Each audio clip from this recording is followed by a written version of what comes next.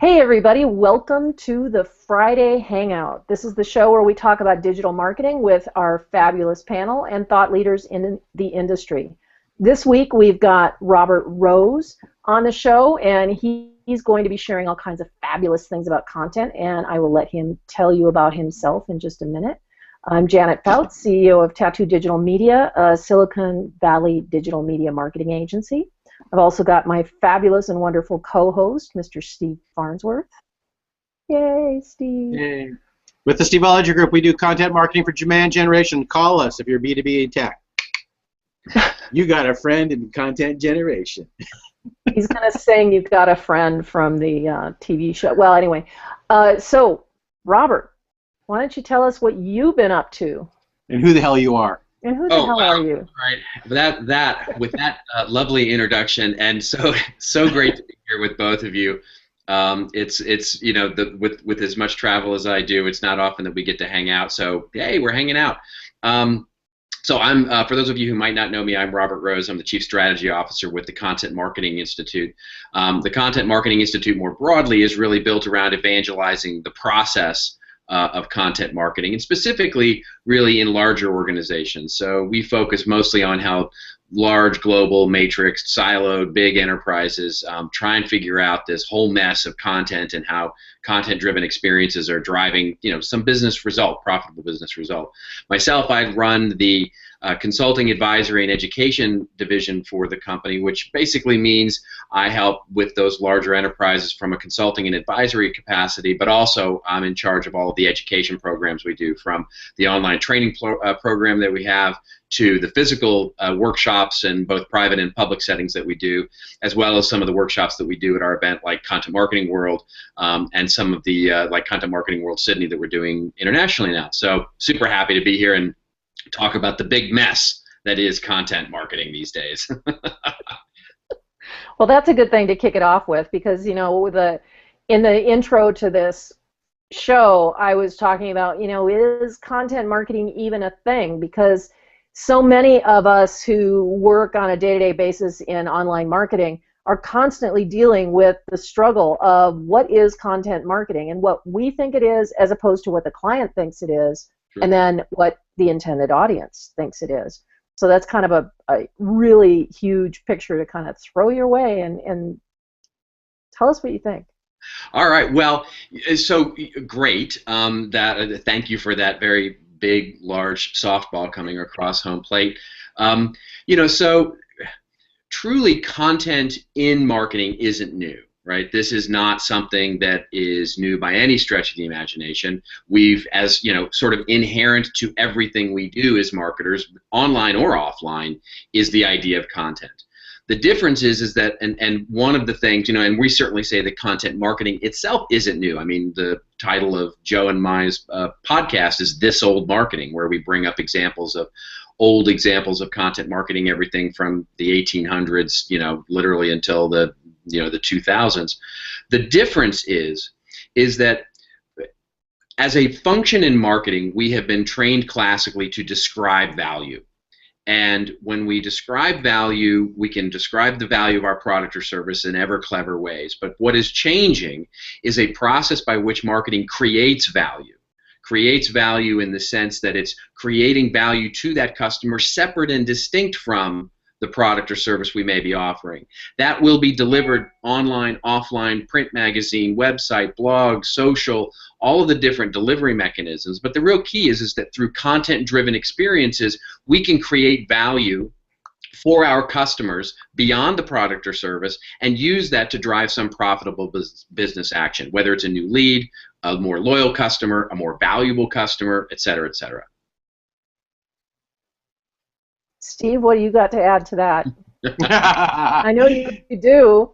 He's a ticking time bomb. So yeah, no, I mean, I think, you know, I actually agree with Robert. It's just it's the reality. I've been doing, you know, content marketing under one name or another for all my career. I started off in Marcom and was in PR, and we did tons of content marketing. I mean, I did the media stuff too, but, you know, I did a lot of white papers and got people in the profession to come speak on the topic to help contextualize the product area for whatever my client's product was and how it was, you know, how it was viewed. And that was fundamentally, and I carried on that kind of white paper marketing, that whole kind of informational thing throughout my career, and the fact that content marketing kind of got the buzzword and all that kind of stuff is awesome for me, because it means I can actually say, hey, I do content marketing. And people go, oh yeah, we have a line item budget for that. We should talk.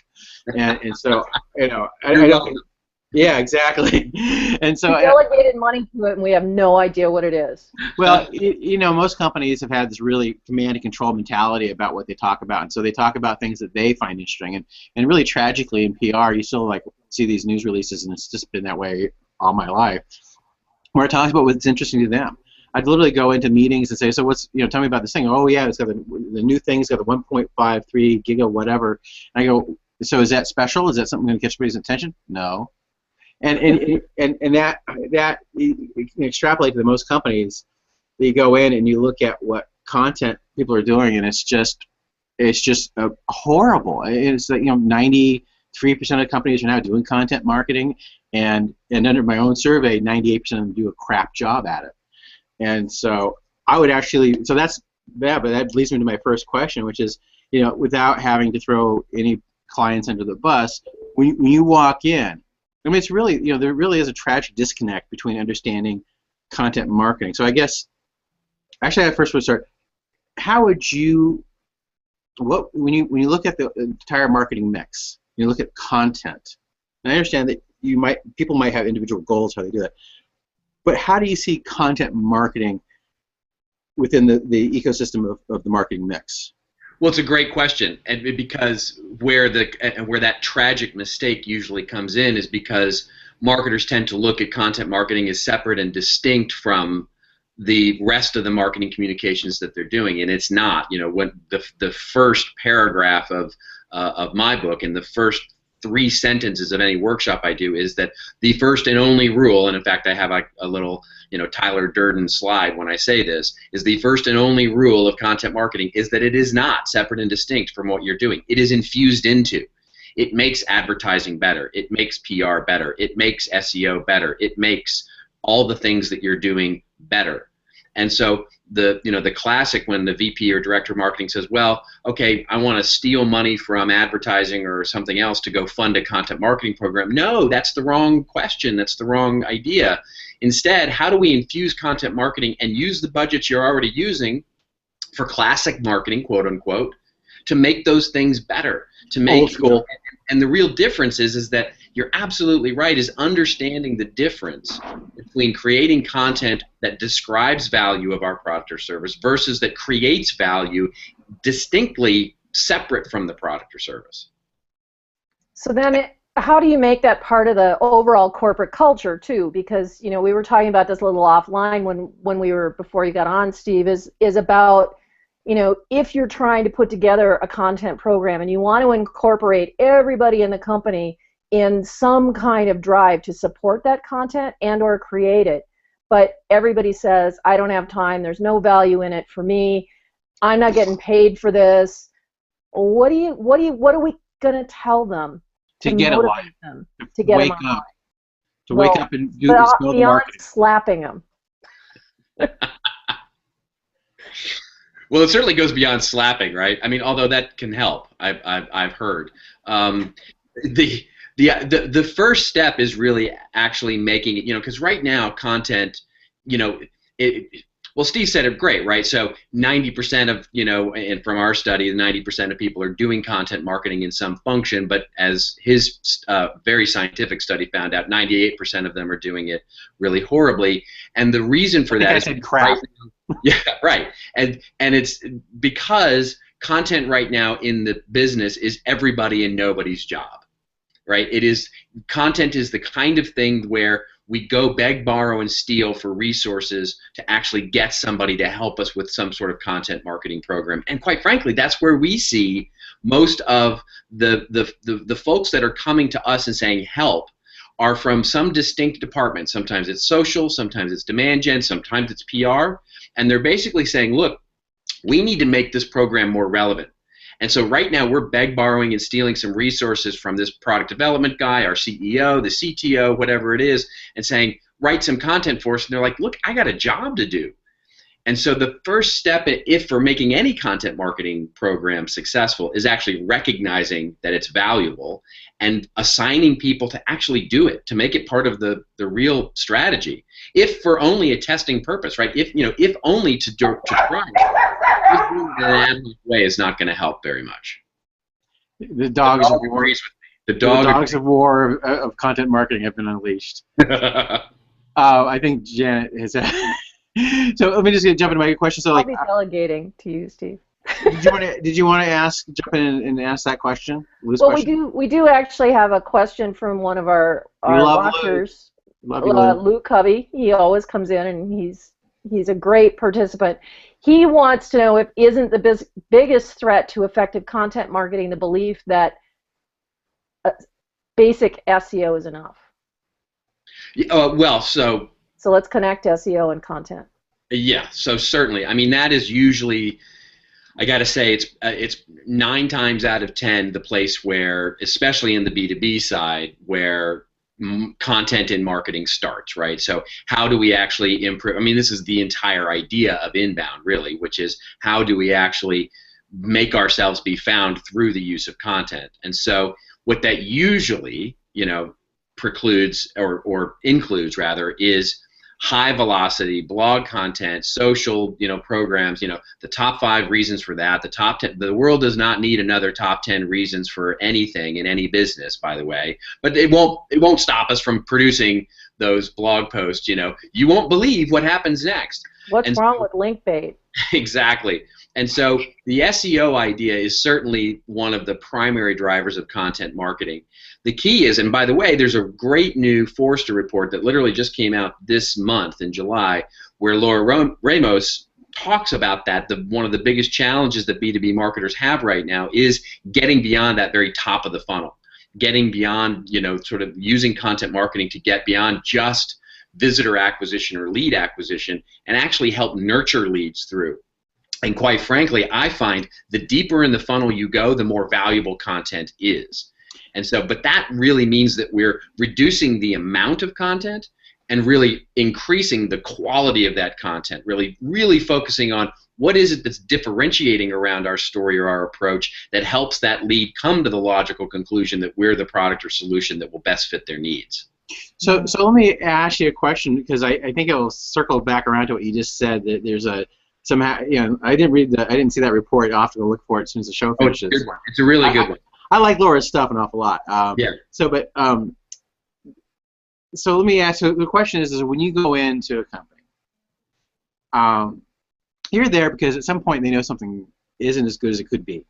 If fundamentally something is broken, they may not use those words, but when a client brings me in, right, 2 things: their process isn't working the way that they'd like it to work, and they're really open to making it better. And sometimes it takes a little tough love. So when you go and what do you see is, what's that thing they've bumped up against and they haven't realized? What's that normally the biggest common breakdown obstacle from taking their content program to the next level? There's 2, or to be correct, there are 2. Trying to mind my grammar here. So there are 2. Who may you be interested? Fundamental ones.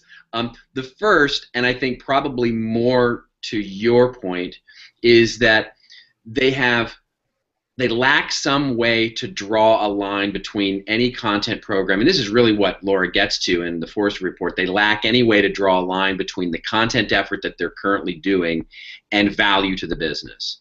They're really struggling with this idea of making some connective form between this content marketing program that they're trying because they hear it's the hottest, newest thing, and actually business value, so measurability. So that's usually number one. The other one is, and this actually increasingly is becoming more common, which is we've got a pocket of excellence. In other words, the social team is doing an amazing job with content, or the demand gen team is doing an amazing job, or this one functional group, or this office down in Brazil is doing an amazing job with content. We're really struggling with how to scale it across the entire organization. How do you actually create an internal structure that really facilitates content marketing across the enterprise rather than just in sort of these discrete pockets where we can create, hey, this great thing for this one channel or for this one function or for this one office, but we're having a real tough time developing a company-wide approach to it. So, when I hear, so the last one is interesting. So I would go, well, what does company-wide, scaling it company-wide really look like? And if that to them means taking one piece of content that they can deploy everywhere, I'd say that they're smoking crack.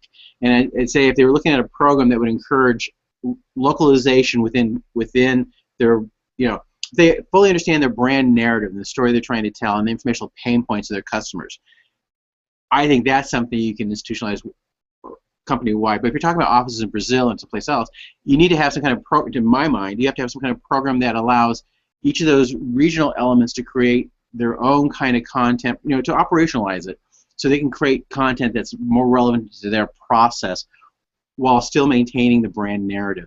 Would you agree, disagree, or have some other point of view on that? Mostly agree with that. Yeah, I mean, but so think about it. So think about a global pharmaceutical company, for example, that has offices in India, China, Brazil, the U.S., all throughout Europe, etc.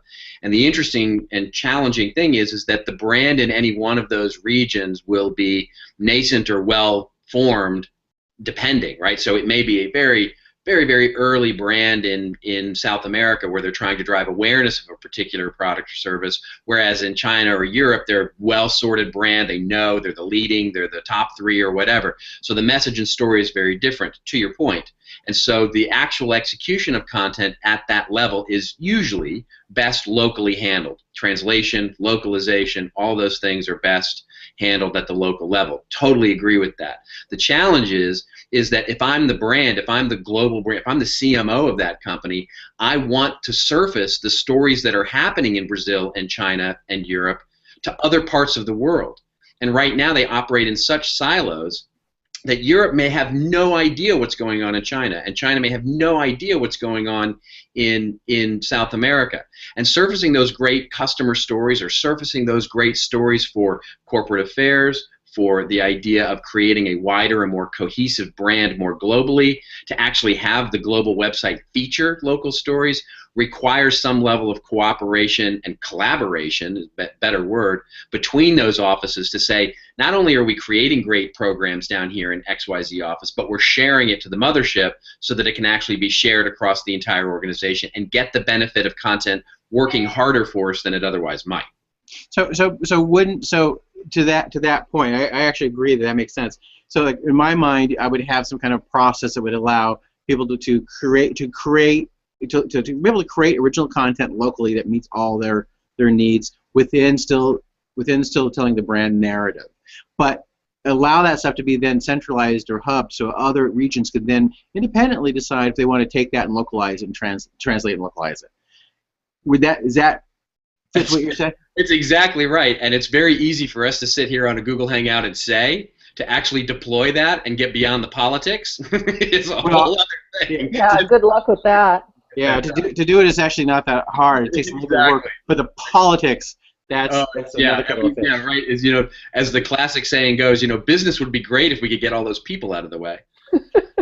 Well, doesn't it though now become the job of the CMO, for example, and his team or her team to really wrangle 90% of the time? They're trying to get people to develop content. They're trying to get them to understand what the overall message is, because I don't care if it's an international company or whether it's just a local company. I mean, when you look at how siloed some of the companies that we work with are, even within the same office, they don't know what one hand is doing with the other, and they really don't understand how that communication flow works. So I guess my question there is, whose job is that to make sure that everybody understands what that overall messaging needs to be, as well as the interdepartmental messaging?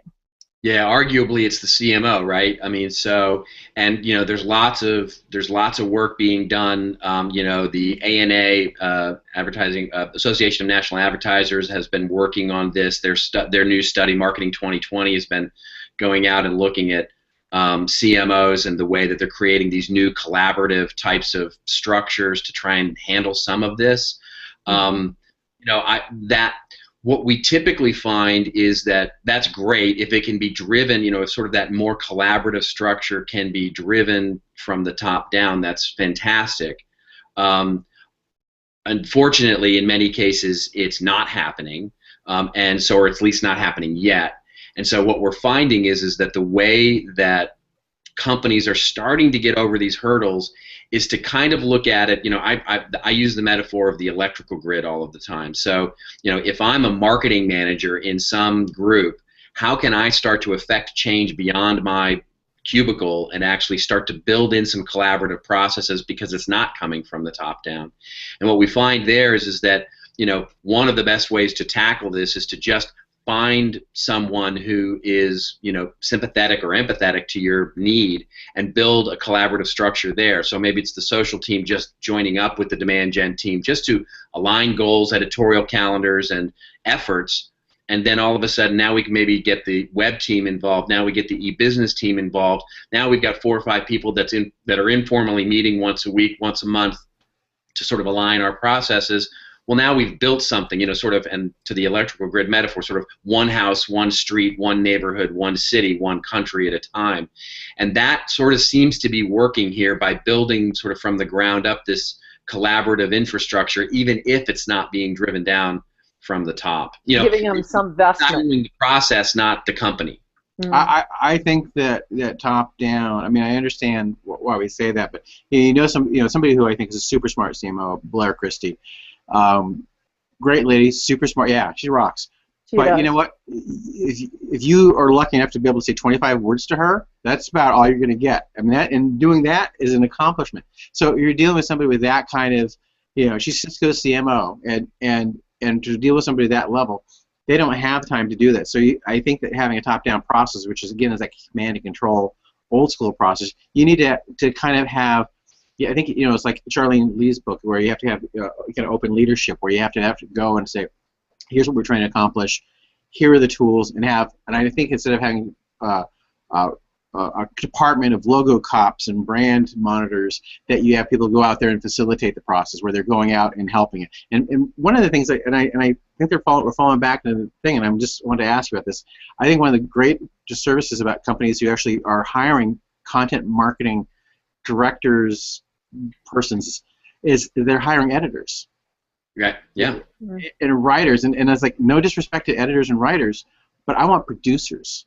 I want, we're talking about we have multimedia. I want, if you're going to be a media company, which every company is a media company, Tom Feremsky is right, then frickin' own that. Just go out and do that. And I'm just surprised that people go, their end result is like, let's make an ebook. It's like, whoa, let's jump back with the 45 things you can do that you can then take that content because you planned it out and then make an awesome multimedia ebook that kicks ass. And people aren't doing that. I'm just kind of curious what your take on that is. Well, so the first part of that is right on the money, right? So one of the things that I'll often chide marketers a little bit is we are classically trained as marketers to think medium first, and then how do we actually develop a message for that.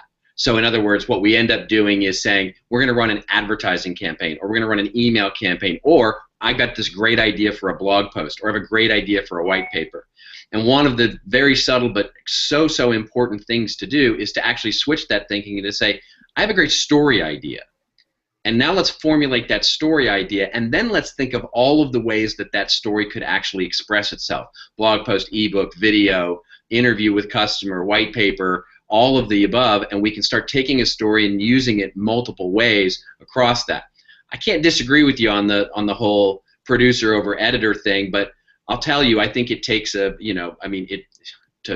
borrow a phrase, it takes a village. And I think, having it really depends on the company and sort of the strategy of usage of content over time to what kind of skill sets. The key is great communicators. Execution of the actual program, whether it's shooting the video, shooting photographs, designing an ebook, writing an ebook, the execution of that can often come outsourced. It can come from our internal people if they're great at it, but it's the story idea itself first that should drive the rest of the execution, and that's the real switch. let's take this a step further then, and I'm going to kind of put you both on the spot to give us some examples of companies that are really doing content marketing right. Global companies that are really getting it right. Nice, Steve. You're looking kind of... Where's Waldo? But who's really getting content marketing right and understands this on a regular basis, not just a one-off? Sure. You want me to go first on that? Seriously, because somebody's got to block Steve. Please do. Dive right in there. On the B2C side, so I have to throw out the two sort of poster children of content marketing. So you've got Red Bull and Coca-Cola, right? So, okay, let's get them out of the way. They've gotten enough press, yada, yada, yada. On the B2B side, there are folks like GE. I think GE is probably one of the global companies that gets this the most. What Beth Comstock is doing over there in terms of the attitudes and the way that they have sort of approached content in marketing, I think is just wonderfully genius. I think so too. You look at Emerson. What Kathy Button-Bell has done over there at Emerson is doing an amazing job of content marketing. On the B2C side, again, I would point to, they're not a global company, but they are a very large company. What Julie Fleischer, her program over at Kraft, is amazing. What she's doing in driving value through content to make their programmatic ad buys more effective across their entire product portfolio is just nothing short of astounding. I mean, the way that she's been able to build a measurement program in there and value within the organization is truly amazing. She's actually speaking at Content Marketing World, and I've had the chance to sit down with her, and just really, really, really great stuff. Can you give any specific examples of things that they've done that really, not to put you totally on the spot, but... Kraft, you mean? Kraft. So with Kraft, it's very simple. They have two main around their content brand of Food and Family. Their Food and Family brand is the magazine. It's a print magazine. Then they also have 3.5 million opt-in email subscribers that go to their online version of Food and Family, which is developing all kinds of data, information about geography, information about demographics. So she can go basically with so much information that they no longer have to pay research firms for to her product managers and say, by the way, how would you like to know what women 18 to 34 in the Southeast think about mayonnaise? And how would you like us to tag everybody, the 3.5 million visitors we get every month to Food and Family magazine, with a way to sort of target them to the ad buys that you're making across all manner of online and television, et cetera, et cetera. So what they're doing with the Food and Family and the recipe stuff is just unbelievable. I would say, I would, jumping back to the Red Bull thing, if you're talking about, when people say Red Bull, normally the first thing they say is the space jump thing. And I would say if that is the criteria for content marketing, I'd say that that's not true, and I don't think that's what you were saying, because that was publicity. That was a publicity stunt, and I don't think that's content marketing. I know that probably what you're referring to is I know that Red Bull, because I actually made a comment that Red Bull is not content marketing. Space jumping is not content. It's a one-off thing, and I was quickly educated in the fact that they actually have a lifestyle magazine and some other things they've been doing, which are very much so becoming a media company around the lifestyle. Well, yeah, I mean, it's not me that has said it. I mean, it's been said much more elegantly by other people that basically Red Bull is a media company that also happens to sell a soft drink. And yeah, they've got 6 major initiatives. The Lifestyle magazine is one. By the way, people pay for that magazine at the newsstand, so it's actually a marketing program that pays for itself, the Red Bulletin. But they've also got other lifestyle magazines. They've got a complete television network on Apple TV that's basically featuring episodic TV, also featured specials, et cetera, et cetera. They're doing more with content. Now, the interesting thing is, to me, their content marketing program is very, very different. This is where sort of the difference, I think, between the utility, JBear sort of YO utility, and sort of the idea of storytelling content where its only purpose is to entertain and develop emotional connections. It's not meant to educate. It's not meant to inform. It's not meant to be terribly useful, quite frankly. It's only meant to actually entertain, make people laugh, make people cry, basically develop some emotional connection to the brand. The interesting thing to me is that if you ask Red Bull, and I have asked Red Bull on a couple of occasions, how do you measure this? Well, they're not currently doing a huge measurement system for this. What they look at it as is this, by focusing so much more on media, on content, it really gives them permission to move into other product areas that they may want to go down. Tomorrow they actually may get their milkshake drunk by some other energy drink company, and you know what? Their Red Bull energy drink may go out of business, but they can actually launch other products and have complete permission to do that from the audience that they've now engaged, because they've been able to extend the brand to what it is they really want to do, which is, of course, Red Bull gives you wings. So they could make skateboards, they could make watches, they could make basically any product they decided to go into because of the engagement they've been able to build with the audience that they have. Imagine the partnership they must have with GoPro. That's all I got to say there. Yeah, exactly. Right. Well, and GoPro is another great company that's done a lot of content. Oh, that's just such an easy one. I have to give you points for that throwaway reference to There Will Be Blood. So, love the milkshake reference. So one of the things that I think in terms of companies, Subway has a really great website where they talk about health and fitness, and I think that's somebody who's doing it right. Yeah. I think that Marketo actually does a really good job. One of the biggest problems I come across when meeting with clients is, and you were talking about Laura's thing about how people get top of the funnel, they don't bring it down. And I have to say, time and time again, the biggest disconnect and what pays my bills is people have not mapped their content to the buying ecosystem. And so that might be one person or half a dozen people or more, depending on the size of the kind of sale it is. But people don't stop and they go, screw the buyer persona stuff. Our buyer is Susie. Really get it. What are these jobs? What are these people really worried about? Why are they afraid to lose their job, or whatever their risk value is? What is their informational pain points? Truly map out who these people are to what your internal domain expertise, and if you don't have internal expertise, even if you do, what's the external expertise you can bring in, encourage, buy, pay, whatever. Bring that in and then connect those two pieces. And that, to me, is where you bring people down through that pipeline. A lot of people don't do it. Marketo does a great job doing it. I think they miss the boat because they don't see themselves enough as a media company. And I love these guys, and no disrespect to John and Sanjay and all those guys, but they're still very ebook focused, and it works for them. But I think the problem is they don't look at themselves as a media company and bring all that stuff together. And then you have the last piece of that is you have somebody like McDonald's, and I have to give credit to Ryan Johnson, super smart guy. He interviewed me for a magazine called Orange Magazine yesterday, and he brought this up and mentioned that McDonald's has I have to go look this up because McDonald's has a thing on their Happy Meals, and it's about moms talking about the educational benefits of Happy Meals, and from a psychological benefit, it's like that is such a freaking disconnect. And he said he didn't even read like PR people wrote it, and it's like who buys a Happy Meal? I mean, how is that content marketing? Johnny's playing with a plastic Batman, and I think he's going to be just a baby genius because of that. I mean, that is just a crock of shit. So, anyway, that's the good, the bad, and the ugly. So that's just, I want to throw that out there. You heard it here first, folks. Yeah. Well, this brings actually up. Steve, did you want to finish? You do. Well, I just want to do the question. Are you going to ask that? Yeah, basically. Go ahead. Oh, did you want to ask we that? We have a question from one of the viewers. Fernando wants to know, and I think that this leads into it really well.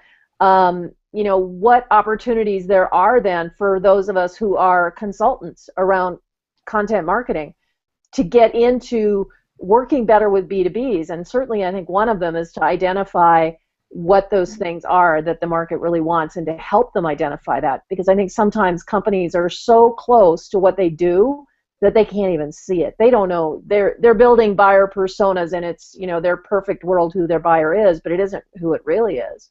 So what other opportunities are there? It's a great question. It's a wonderful question. And I'll give you two quick answers to it. One is, so this idea of buyer persona and sort of what we hope to be targeting and who we hope to be targeting versus who we really are delivering to is such an important piece of what's going on right now in B2B, specifically content marketing. And Laura talks about this a bit in that Forrester report, and we've seen it as well. which is this idea that, we can go out and synthesize all these great personas and talk to customers and talk to the sales guys and say, hey, listen, here's what's going on, and we can do our great PowerPoint presentation with a Shutterstock photo of what a persona looks like and the 3 bullet points, and it's great, and yay, we did it. But then we have to actually take the next step, which is to marry up what we're actually delivering through the content of our website. I mean, a great example here, a B2B software company I was working with said, hey, we've got 2 buyer personas. We've got this CFO who actually writes the check and basically makes the decision on whether to purchase our product, and we've got this junior IT guy who actually is who finds us. And right now, all of our content is generated to this IT guy.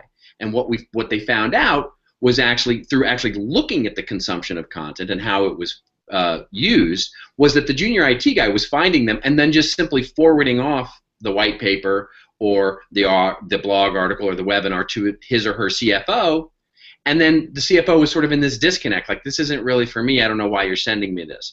And so understanding that it's not just about, it's the classic Jerry Seinfeld, right? It's not enough to take the reservation. You actually have to hold the reservation, right? It's not enough to actually do the persona. You actually have to figure out which of those personas you're currently delivering content to all of your channels, whether it's the website, the blog, the email, the landing pages, your search programs, your advertising programs, and understand where those gaps are.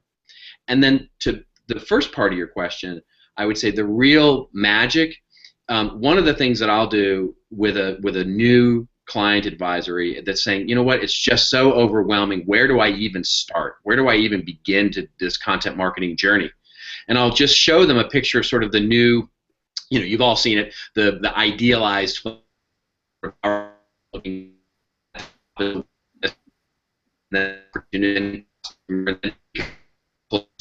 and then in a cross-sold, upsold, and then ultimately down to where it's the widest again is the evangelist, right? Or if you like Guy Kawasaki, like Tribe, or whatever it is, right?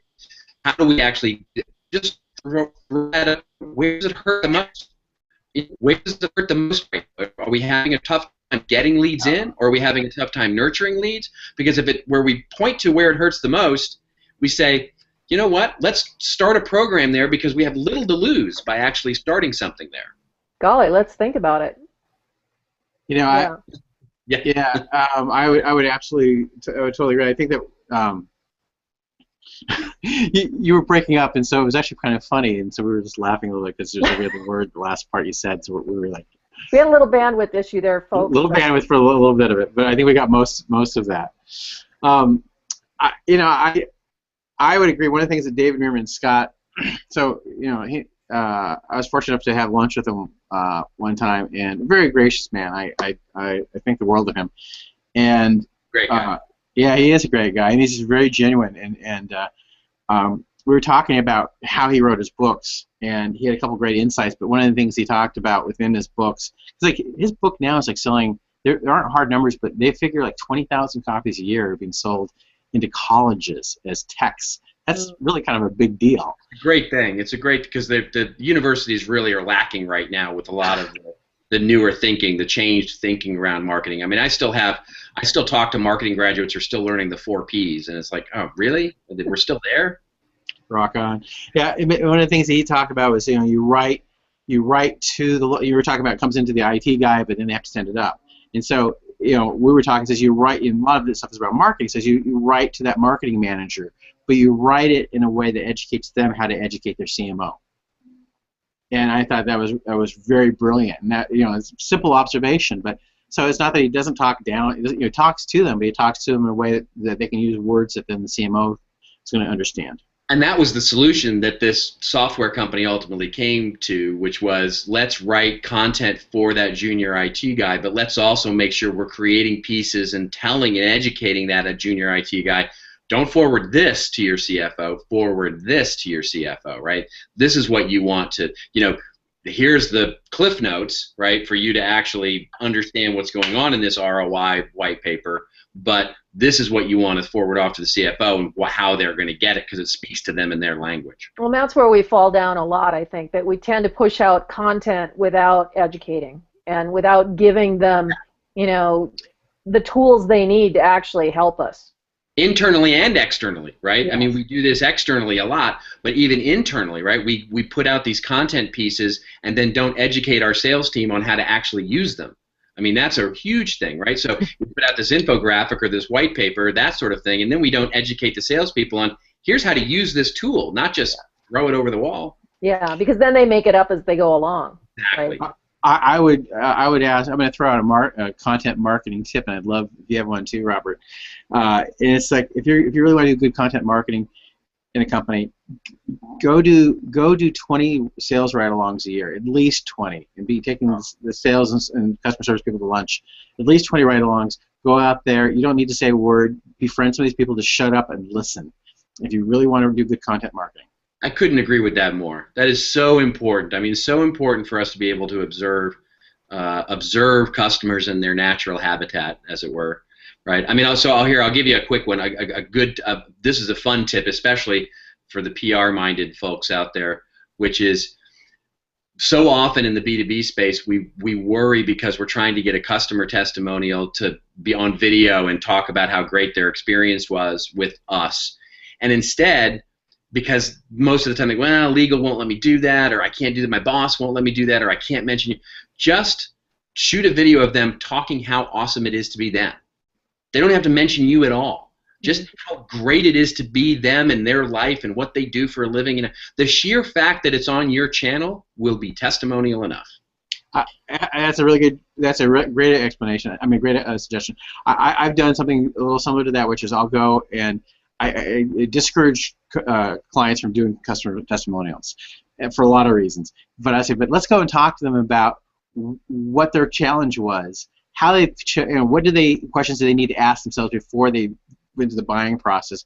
What did they learn after they bought it? What do they wish they had known prior to buying it? And how were they most successful implementing it? That's all best practices, and most people are happy to talk about it, and they don't even need to go run to their boss or legal to ask that. And it's helpful information, and by definition, they're on your channel talking about you. That's exactly right. Such a great point. Well, I know that we could go on for hours about this, and This is what happens when you put marketing geeks together. I think it's been a really great discussion, and I wanted to thank you very much, Robert, for joining us and making this a great show. Why don't you tell people where they can find you? And how to connect with you on social? Absolutely. Well, thank you for that. Thanks. So, irony duly noted here. The easiest way, quite frankly, is to Google me. You'll find or I'm the other guy. But the other, if you want to connect with me on Twitter, I'm Robert_Rose on Twitter. On Content Marketing Institute, you'll find me all over Content Marketing Institute, which is contentmarketinginstitute.com. And then if you want to sort of find me, sort of the central me, robert-rose.com. And the other thing that we didn't get a chance to touch base on, and I really wanted to, was your upcoming book. So why don't you tell us just a little bit about what that's about? Oh, thanks for that, too. So the upcoming book is tentatively titled Experiences, the Seventh Era of Marketing, and it's really about how we're moving into a new, more experiential and content-driven experiences. It really encompasses everything we've just spent the last 40 minutes talking about, really talking about how content and content-driven experiences needs to be an actual function in the business, not just something that's everybody and nobody's job. So my writing partner, Carla Johnson, who's a wonderful thought leader on the B2B side of storytelling, is helping me write this book, and we're hoping to get it out a sneak preview maybe by Content Marketing World, and then the book will be published in December. Wow, that's great. That's great. And Steve? You can find me at Steveology on Twitter or stevearcher.wordpress.com. Come give me some love. Love your faces. And I'm Janet Fouts. You can find me at jfouts pretty much everywhere except LinkedIn, or at janetfouts.com on my blog. Thanks, everybody. It was a great show. Great to have you. Woohoo! Bye.